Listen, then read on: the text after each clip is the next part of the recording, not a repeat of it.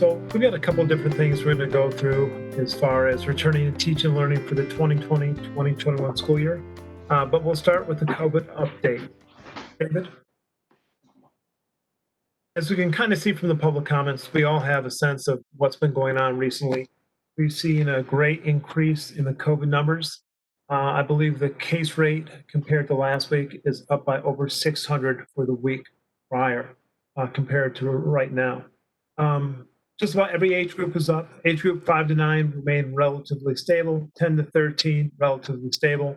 But then 14 to 18 and 19 to 29, we saw a large jump in the past week. And it's a jump we've seen just about everywhere in Michigan as numbers have continued to increase. David, next slide.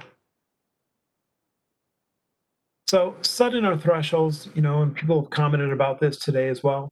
So we're using our county daily rate and our test positivity rate to help guide whether or not it's safe to consider in person. But that's not the only thing. We talked about this on 820 as well. And we brought up the point that we were going to make sure that it's multifactorial. So the color zone is important and it helps, as far as our decision to change school formats.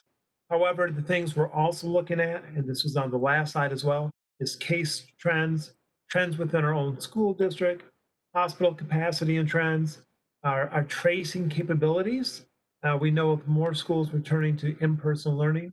That Oakland County Health Division, the number of cases they're getting has increased as well. It's also, in addition, there are structural and operational issues that we'll talk about today.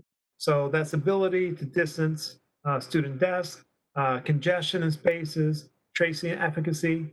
And we also talked about this before on 820, that we must be at least 3 weeks in a lower phase before it takes effect. And any one-day increase resets the timeline. David, moving forward.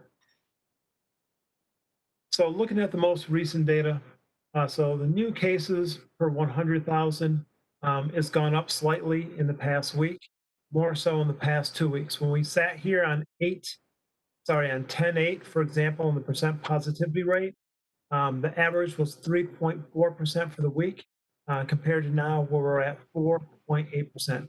So we've seen a dramatic shift in the past 2 weeks. Moving on. So this is the latest update of the National COVID-19 School Response Dashboard. So this is put together by over 1,500 school districts across the United States in cooperation with Brown University. So superintendents are allowed to input their data as far as what's going on. What we're seeing right now as far as the trend in the US, and this is, I believe, week 6 that there's been reports, is that we know COVID's going to be in schools, but we're not seeing that within our schools. That is the point of transmission. Yes, there are cases, but nationally, we're not seeing that as a wide trend.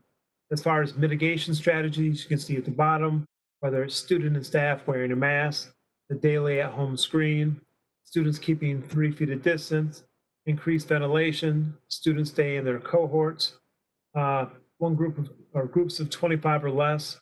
And so those are the different mitigation strategies that are being used. So this is something, next slide, David, that we'll continue to keep track on. So you can see from the first school reporting, the numbers have gone down as far as who's reporting. Students represented in the data set, and then staff working in buildings. We saw that after 8/31 to 9/13, around 9/14 to 9/27, there was an increase in more schools going back. So there's a possibility of more data points there. And then it's kind of leveled out to about 74,000 staff that are back in the building. Again, this is national. It's run through AASA, which is the National Superintendent's Group, and the Brown University, trying to get a feel for, again, we're trying to mitigate COVID the best we can. We know that people, unfortunately, are going to get COVID, but we're also looking for the points of spread. Next slide. New on our webpage to comply with the latest emergency order is making sure that there's full transparency and that we let everyone know if we're having COVID cases in the building. We've also been sending out letters anytime there's been a COVID case. I know there's been feedback from some community members who feel it's great, we love the transparency. For other community members, they only want to be notified if it impacts a certain building and they don't want the other emails. Kind of moving on from there, David. Another little thing that's available and on the call today with the Oakland County Health Division, it doesn't seem like a lot of people are taking advantage of this so far, but it's really a great idea if you need some additional support. So Oakland Together, Safe for School hotline. So it runs from 5 a.m. to 8 a.m. Anytime you get up in the morning, if you're not sure whether or not your child should go to school, you've screened them or you have additional questions, they have a nurse on call between 5 a.m. and 8 a.m. Monday through Friday that can help answer any questions or any guidance that you might have regarding whether or not your child should attend school. And next slide, David. So guidance and close contacts. So the CDC issued new information tomorrow or yesterday. And so we're trying to wrap our head around what is this going to mean for us? How is it going to change what we're doing? So we know that, and this is information we were able to get from Oakland County Health Division today. We know that we'll continue to use the CDC recommendation of identifying close contacts. So what is that? 6 feet for 15 minutes or greater. Now, CDC has added some additional parameters. Within 6 feet for a cumulative 15 minutes or greater over 24 hours. So this guidance is related to the ability to properly do contact tracing for individuals exposed to an infectious case of COVID-19. So what does it mean in a school setting?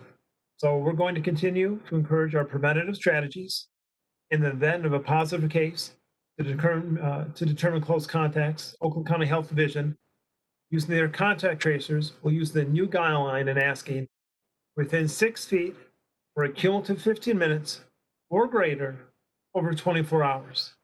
So that could lead to a much longer investigation and could lead us to go back not just 1 day in school, but potentially 2 days in school. Again, this information just came out yesterday. And so we're all trying to make sense of it right now. So as we move forward, we'll be able to let the board know. And of course, our community, our building administrators, our parents, everyone know, what does this really mean moving forward? Next slide, David.